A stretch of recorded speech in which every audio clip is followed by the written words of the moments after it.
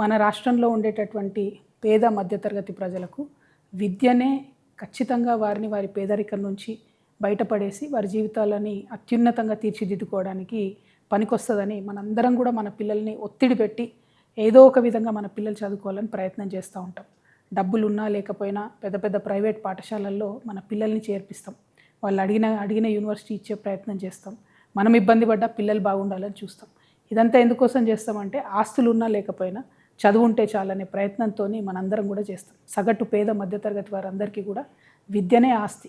ఆ విషయం తెలిసి కూడా తెలంగాణ రాష్ట్ర ముఖ్యమంత్రి గారు 27,000 ఉన్నటువంటి పాఠశాలల్ని కంప్లీట్గా తగ్గించి కేవలం 4,000కి చేస్తా అని చెప్తా ఉన్నారు. ప్రభుత్వ పాఠశాల ఒక ఊరిలో ఉంటే పేదవారికి అట్లీస్ట్ 5వ తరగతి వరకు ఉచితంగా ఒక బాటలో ఆ పిల్లగాడు పోవడానికి పనికొస్తుంది, పిల్లగాడు పోవడానికి. కానీ ఈ ముఖ్యమంత్రి గారు ఏమాత్రం ఆలోచన లేకుండా 27,000 స్కూల్ అన్నింటినీ కూడా కుదించి 4,000 చేస్తామంటున్నారు. అంటే ఇప్పటి వరకు ఊర్లలోకి ప్రైవేటు ప్రైమరీ పాఠశాలలు రాలేదు.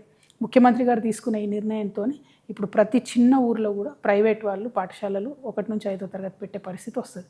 అన్నిటికన్నా ఎక్కువ ఏమవుతుందంటే ఆడపిల్లల చదువు మాత్రం విపరీతమైన దెబ్బ పడుతుంది.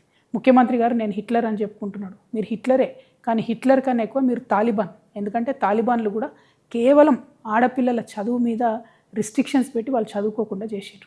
ముఖ్యమంత్రి గారే విద్యాశాఖ మంత్రి అయితే విద్యాశాఖ ఏదో వెలుగుతుంది అని చెప్పి అందరూ భావించారు. కానీ అడుగడుగున అబద్ధాలు. ఇప్పుడు మీరున్న 27,000 పాఠశాలల్ని 4,000 పాఠశాలలకు చేస్తే ఇప్పుడు ఉన్నటువంటి ఉపాధ్యాయులందరినీ ఏం చేస్తారు? మీరు ఈ 3 లక్షల పై చిలుకున్నటువంటి ఉపాధ్యాయులందరినీ కూడా తీసేస్తారా? 4,000 పాఠశాలలో అడ్జస్ట్ చేస్తారా? లేకపోతే వివిధ గవర్నమెంట్ డిపార్ట్మెంట్లకు పంపిస్తారా? మీ విధానం ఏందనేటటువంటిది క్లారిటీ లేకుండా పెద్ద పెద్ద అనౌన్స్మెంట్లు మీరు పక్క రాష్ట్రానికి పోయి చేయడం వల్ల మన రాష్ట్రం పరువు పోతుంది తప్పితే ఇంకొకటి జరగడం లేదు. ఇంకొక విషయం, విద్యాశాఖ అనేటటువంటిది సంపూర్ణంగా అస్తవ్యస్తంగా తయారైపోయింది. ఒక సర్కస్ నడిచినట్టు నడుపుతూ ఉన్నారు ముఖ్యమంత్రి గారు. కంప్లీట్గా ముఖ్యమంత్రి గారికి ఆ శాఖ మీద పట్టుకోల్పోయిందని చెప్పడానికి గురుకులాల్లో ఇప్పటికీ కూడా పిట్టల్లాగా రాలిపోతున్నటువంటి పిల్లలు వారి ప్రాణాలే నిదర్శనం.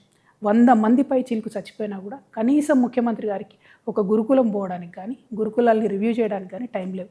కేజీబీవీ టీచర్స్ పాపం 10+2 చెప్తారు. వాళ్ళు సమ్మె చేస్తే కనీసం వాళ్ళ సమ్మెకాలం జీతం ఇచ్చేయాలన్నటువంటి సంస్కారం కూడా లేకుండా ఈ ప్రభుత్వం వ్యవహరించడం అన్నది చాలా దారుణం. ఇక ఇంటర్మీడియట్ ఇంకొక పెద్ద జోక్. ముఖ్యమంత్రి గారు రివ్యూ చేసి రేపటి నుంచి ఇంటర్ బోర్డు ఉండదని చెప్తారు. ఈయన రివ్యూ చేసిన 2 రోజులకే ఇంటర్మీడియట్ బోర్డు వాళ్ళు ఇంటర్మీడియట్ నుంచి అఫిలియేషన్ ఇస్తాం అప్లికేషన్ పెట్టుకోండి అంటే కోకొల్లలుగా ప్రైవేట్ వాళ్ళు అఫిలియేషన్ పెట్టుకుంటారు. ఈ 2 గొడవలు అవుతున్నటువంటి సందర్భాల్లో మళ్ళీ ఒక స్టేట్మెంట్ వస్తుంది, లేదు ఈ సంవత్సరం ఇంటర్మీడియట్ బోర్డు కొనసాగుతుంది, నెక్స్ట్ ఇయర్ 10+2 విధానం వస్తుంది అని చెప్పి. ఆ గొడవ అవుతుంటే ఇప్పటి వరకు ఇవాళ స్కూల్స్ స్టార్ట్ అయ్యి intermediate colleges junior colleges start అయ్యి 7-8 డేస్ అవుతుంది. జూన్ 1కి స్టార్ట్ అయినాయి. ఇప్పటి వరకు కూడా ప్రభుత్వ ఇంటర్మీడియట్ జూనియర్ కాలేజీలకు కూడా అఫిలియేషన్ ఇవ్వలేదు. అంటే అఫిలియేషన్ లేకుండా ఈ రాష్ట్రంలో ప్రైవేటు ప్రభుత్వ జూనియర్ కాలేజీలు ఫంక్షనింగ్ స్టార్ట్ చేసినాయి. అంటే ఇది ఏం వ్యవస్థ అసలు? ఎందుకోసం వచ్చింది ఇటువంటి వ్యవస్థ? ఇంత కన్ఫ్యూజన్ ఎందుకు? ఇక ఇంటర్మీడియట్లో ఒక రకమైన కన్ఫ్యూజన్ అయితే డిగ్రీలు ఇంకొక రకం కన్ఫ్యూజన్. డిగ్రీ సిలబస్ మానిటర్ చేయడానికి హైయర్ ఎడ్యుకేషన్ కౌన్సిల్ ఉంటుంది. ఆ హైయర్ ఎడ్యుకేషన్ కౌన్సిల్ ఏమో ఒక సిలబస్ రిలీజ్ చేస్తుంది. హైయర్ ఎడ్యుకేషన్ కమిషనరేట్ ప్రభుత్వం నుంచి వాళ్ళు ఇంకొక సిలబస్ రిలీజ్ చేస్తారు. ఏ సిలబస్ ఏందో తెలియదు. ఇప్పటి వరకు ఏ యూనివర్సిటీలో కూడా, అది జేఎన్టీయూ కావచ్చు, ఉస్మానియా కావచ్చు, పాలమూరు కావచ్చు, ఏ యూనివర్సిటీ కూడా ఇంతవరకు పాలక మండలి మీటింగ్ పెట్టుకొని సిలబస్ ఫైనల్ చేయలేదు. కానీ దోస్తు పోర్టల్ ఓపెన్ చేసిండ్రు, విద్యార్థులు రిజిస్టర్ అవుతున్నారు, డిగ్రీ కాలేజీలు కూడా తొందరలోనే చేరుతాయి. అంటే ఇప్పుడు సిలబస్ ఏం చెప్పాలన్నది కూడా అర్థం కాకుండా డిగ్రీ కాలేజీలు తెలుసుకున్నారు. ఇట్లా ప్రతి అంశంలో విద్యా వ్యవస్థలో A to Z కంప్లీట్గా ఒక రకమైన కన్ఫ్యూజన్, ఒక సర్కస్ నడిపినట్టు.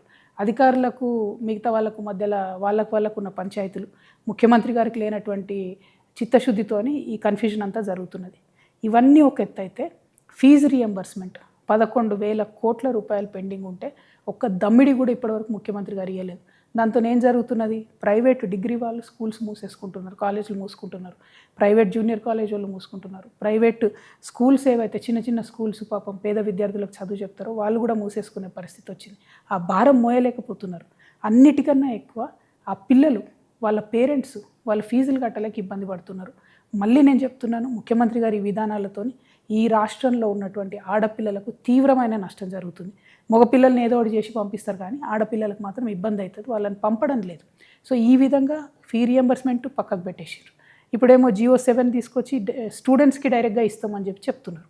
స్టూడెంట్స్కి ఎట్లా ఇస్తారు? ఒక్కొక్క స్టూడెంట్కి ఇస్తామంటే ప్రైవేట్ కాలేజ్ ఊరుకుంటుందా? వాళ్ళ దగ్గర ముక్కు వెండి పెద్ద పెద్దగా ఫీజులు వసూలు చేయరా? అంటే ప్రైవేట్ కాలేజ్ వాళ్ళకు డైరెక్ట్గా ఫీజులు పెంచుకునేటటువంటి ఒక విధానాన్ని మీరు ఓపెన్ చేస్తున్నారు. జీవో 7ని తక్షణమే రద్దు చేయాలి. ఖచ్చితంగా ఫీ రీఎంబర్స్మెంట్ కూడా మీరు ఇమీడియట్గా ఇంప్లిమెంట్ చేయాలి. ఇవన్నీ ఒక ఎత్తు అయితే మేము పేరెంట్స్ తరఫున అనేక రోజుల నుంచి అడుగుతున్నాం. జూన్ మాసం వస్తుంది. జూన్ లోపల మీరు ఫీ నియంత్రణ చట్టం తీసుకురండి. ఎందుకంటే ప్రైవేట్ పాఠశాలలు 50% నుంచి మొదలు పెడితే 150% వరకు కూడా ఫీజులు పెంచినటువంటి పరిస్థితి కనపడతా ఉన్నది. హైదరాబాద్ మహానగరంలో అయితే మరీ అస్తవ్యస్తంగా ఉందని అడిగితే ఇంతవరకు కూడా ప్రభుత్వం ఫీ నియంత్రణ చట్టం మీద కనీసం డిస్కషన్ కూడా చేయలేదు. అంటే ఈ సంవత్సరం కూడా ఫీజు నియంత్రణ చట్టం లేకపోతే లక్షలాది మంది పేరెంట్స్ మీద విపరీతమైన బర్డెన్ పడుతుంది. నేను ముఖ్యమంత్రి గారిని మళ్ళీ చివరిసారిగా ఒకటే అడుగుతా ఉన్నాను. ఫస్ట్ గురుకులాలను పట్టించుకోండి. 2 ప్రభుత్వ పాఠశాలలను మూసేసేటటువంటి ప్రయత్నాన్ని మానుకోండి. ఫీజు రియంబర్స్మెంట్ డబ్బుల్ని ఇమ్మీడియట్గా రిలీజ్ చేయండి. జూనియర్ కాలేజెస్ అఫిలియేషన్ చేయండి. డిగ్రీ కాలేజ్లో సిలబస్లో ఉన్నటువంటి కన్ఫ్యూజన్ని దూరం చేయండి. అన్నిటికన్నా మించి ఫీజు నియంత్రణ చట్టాన్ని తక్షణమే ఈ మాసంలో 15వ తారీఖు లోపల స్కూల్స్ రిలీజ్ అవుతున్నాయి కాబట్టి, ఓపెన్ అవుతూ ఉన్నాయి కాబట్టి అంత లోపల చట్టం తీసుకురండి. ఇవన్నీ చేయకుండా విద్యను నాశనం చేసేటటువంటి ప్రయత్నాల్ని మానుకోండి. విద్యను నాశనం చేస్తే భవిష్యత్ తరం తెలంగాణ దెబ్బతింటుందనే విషయాన్ని చిత్తశుద్ధితో గమనించాలి.